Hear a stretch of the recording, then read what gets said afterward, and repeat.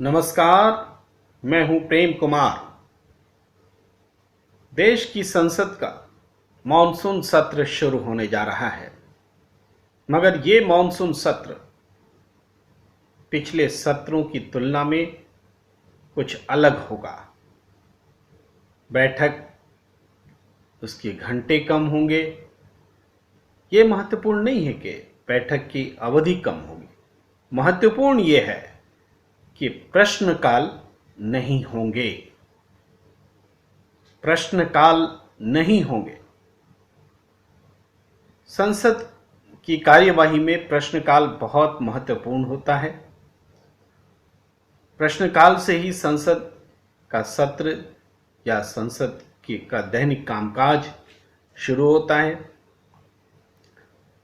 सवाल यह है कि प्रश्नकाल ही क्यों क्वारंटीन हो। क्वारंटीन का मतलब आप समझते हैं। कोरोना से संक्रमित होने या कोरोना के संक्रमण की आशंका होने से व्यक्ति जब अपने आप को आइसोलेट कर लेता है तो उस स्थिति को हम क्वारंटीन होना बोलते हैं।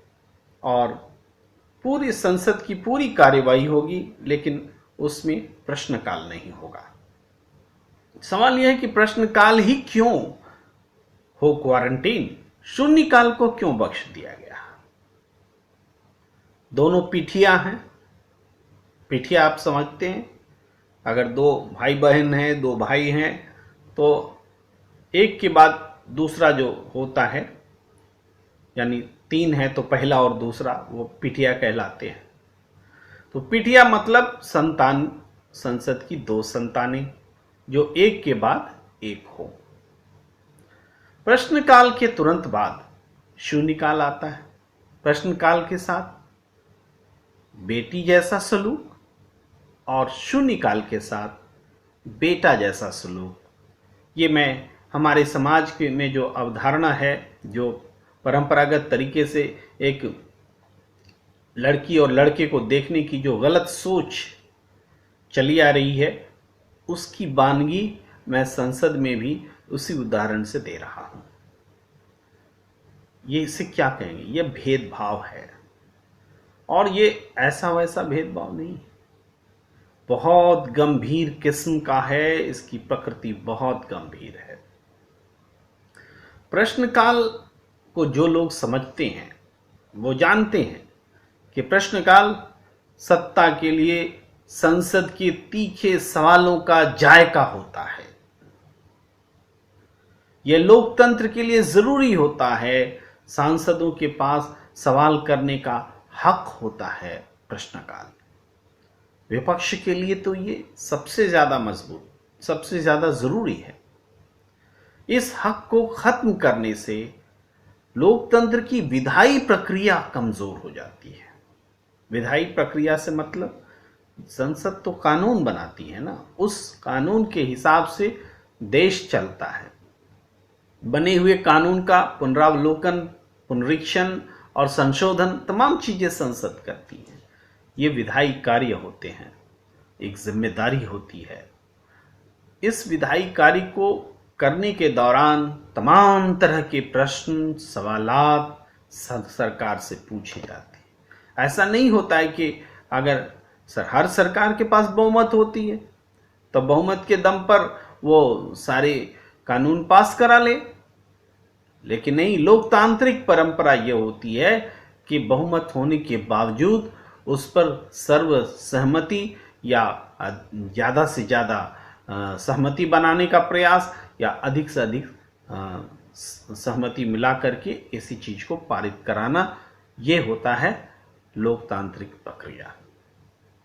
लेकिन बीते दिनों तो प्रैक्टिस हो गई है कि संसद का ज्यादातर समय हो हल्ला में बीतेगा और जो जरूरी विधायी कार्य हैं, जो उसका दायित्व है, उस पर चर्चा करने के लिए संसद में समय नहीं होगा। वो बहुत ही कम समय में आनन फानन में पारित कर दिया जाएगा और नतीजा ये होगा कि जब वो व्यवहार में आता है तो अदालतों में जा कर के उसमें कई तरह की खामियां सामने आती हैं और झेलना पड़ता है देश को। इसलिए विधायी कार्यों को निपटाने के लिए ज्यादा से ज्यादा बहस हो, उसके लिए अधिक से अधिक समय दिए जाएं और इन सब के लिए प्रश्नकाल हो, यह बहुत जरूरी है। किसी भी सदन का जो पहला घंटा होता है प्रश्नकाल से ही शुरू होता रहा है। ये ऐसी ही मान्यता रही है। 11 बजे से 12 बजे का समय जो होता रहा है वो प्रश्नकाल होता रहा है। 12 बजे यानी मध्याह्न में वहां से शून्यकाल होता रहा है। अब ये फैसला तो स्पीकर ने लिया है और फैसला मानना भी पड़ेगा, कोई विकल्प नहीं है। मगर संवैधानिक व्यवस्था के तहत भी सरकार की सहमति से ही सत्र आगे बढ़ता है। ऐसा नहीं है कि स्पीकर अपने मन से एक फैसला ले लें। मानसून सत्र अपने नाम के अनुरूप, जैसा नाम है मानसून, वो संसद की मौसमी परंपरा है। शीतकालीन सत्र, मानसून सत्र, ये मौसमी परंपरा है।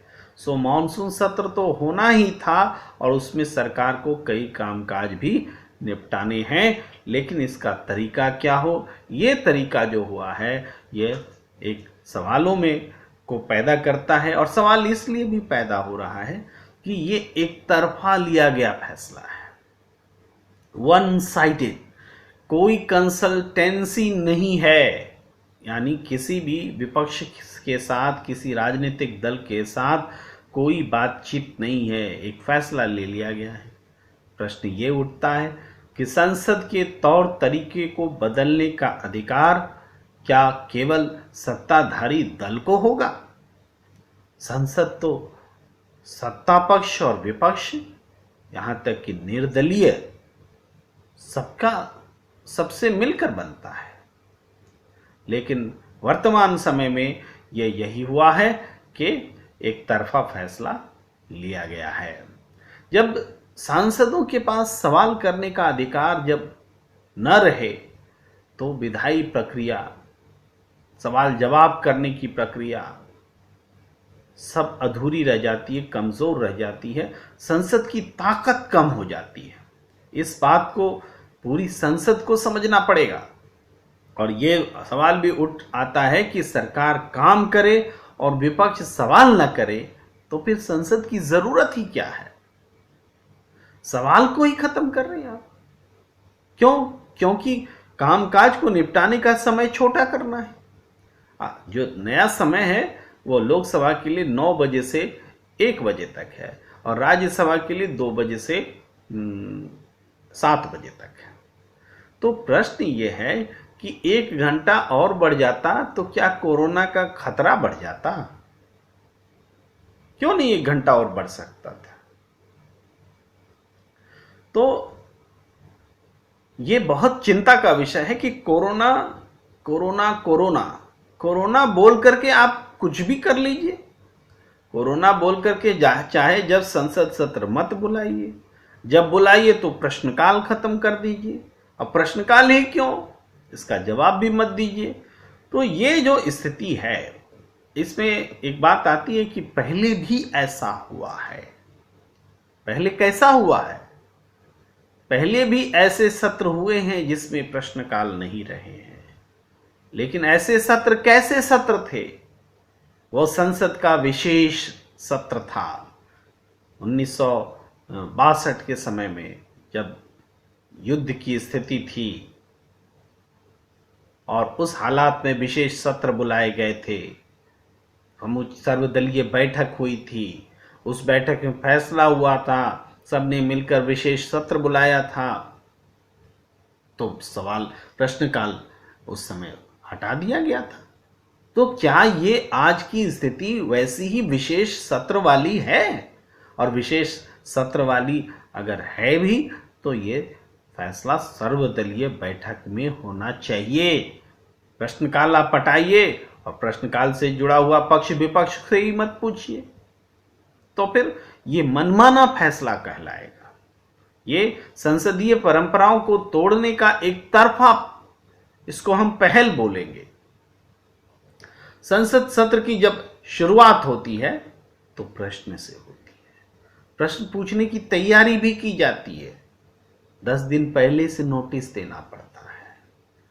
तब जा करके उसमें भी स्क्रूटनी हो जाती है, और स्क्रूटनी के बाद कुछ एक नाम जो आते हैं उनको ही प्रश्न पूछने की इजाजत होती है।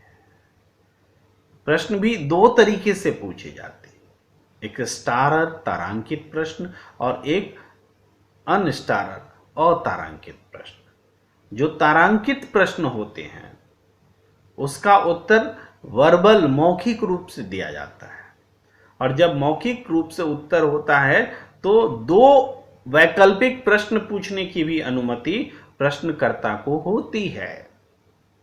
जबकि अतारांकित प्रश्न जो है उसमें लिखित रूप में जवाब दिया जाता है। जाहिर है, जब जवाब तैयारी के साथ सरकार लिखित रूप में दे देती है तो वह तुरंत वैकल्पिक प्रश्न की अपेक्षा नहीं रखती, इसलिए यह व्यवस्था की गई है कि जवाब लिखित में दे दिया गया है तो आप तुरंत वैकल्पिक प्रश्न न पूछें, नहीं है।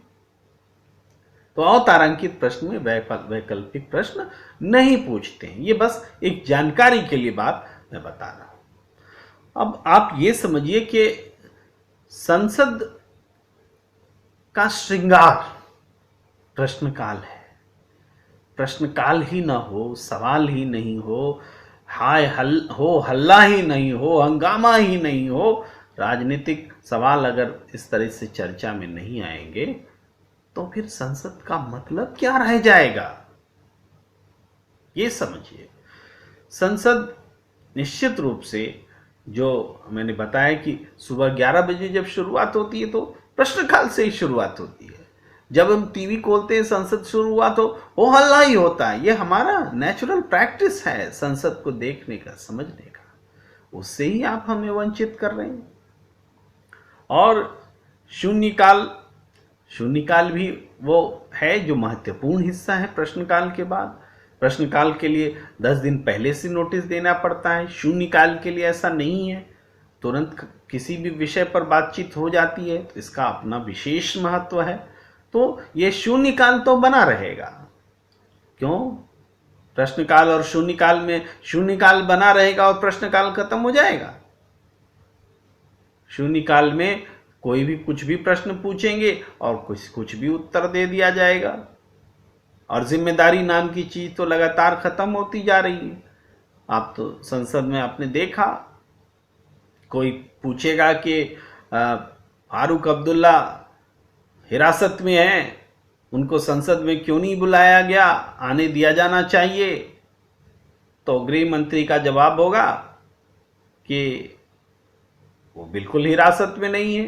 अब उनके कनपट्टी पर बंदूक पिस्तौल रख करके तो उनको नहीं बुलाया जाएगा। इसका आशय ये हुआ कि वो हिरासत में नहीं है, मगर वास्तविकता बिल्कुल अलग होती है। वह हिरासत में होते हैं, संसद नहीं आ पाती है। तो एक जिम्मेदारी जो होती है वो जिम्मेदारी से आजाद होने का ये प्लेटफॉर्म बनाने की कोशिश है। कुछ भी पूछ लीजिए, हम कुछ भी जवाब दे देंगे। तो ये जो स्थिति है, शून्यकाल को क्या कोरोना फैलाने की छूट दे दी गई है? शून्यकाल को जो हम एग्री कर गए और प्रश्नकाल को नहीं किए, तो शून्यकाल से कोरोना फैलाए और प्रश्नकाल कोरोना फैला सकता है इसलिए ना आने दें। ये कौन सी सोच है? एक से कोरोना फैलेगा, दूसरे से नहीं फैलेगा। तो आखिर ये फैसला लिया ही क्यों गया? प्रश्नकाल खत्म कर देने से कोरोना का खतरा कम हो जाता है क्या? बोलिए ना। सुबह 9 बजे से 2 बजे तक लोकसभा और 3 बजे से 7 बजे तक राज्यसभा, ये टाइमिंग अलग अलग करके कौन सा नया अचीवमेंट आप हासिल करने जा रहे हैं? 1 घंटा घटा करके ये कोरोना के नाम पर कुछ भी कर ले रहे हैं। अगर वास्तव में कोरोना की चिंता है कि प्रश्नकाल तक हटाना पड़ रहा है, तो सिर्फ सांसदों की चिंता कीजिएगा, सिर्फ सांसदों की। अरे 26 लाख स्टूडेंट्स को सड़क पर उतार दिया, रिश्तेदारों के साथ घर से सैकड़ों मील दूर जाकर के एग्जाम देने जा रहे हैं, उनकी चिंता फिक्र है। बहुत बड़ा सवाल है, बहुत बड़ा सवाल है।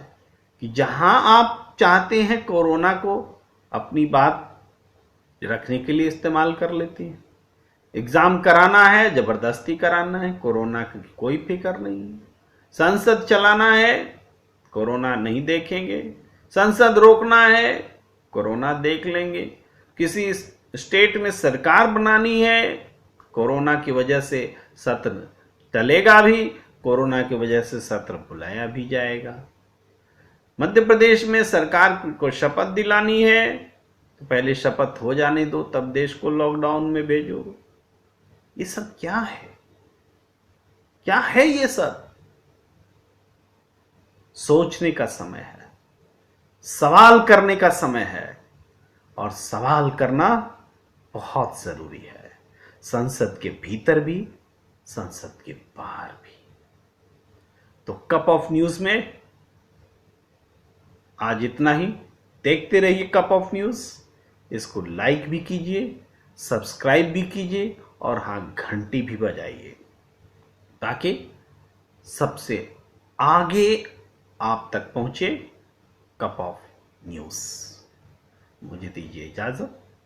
नमस्कार।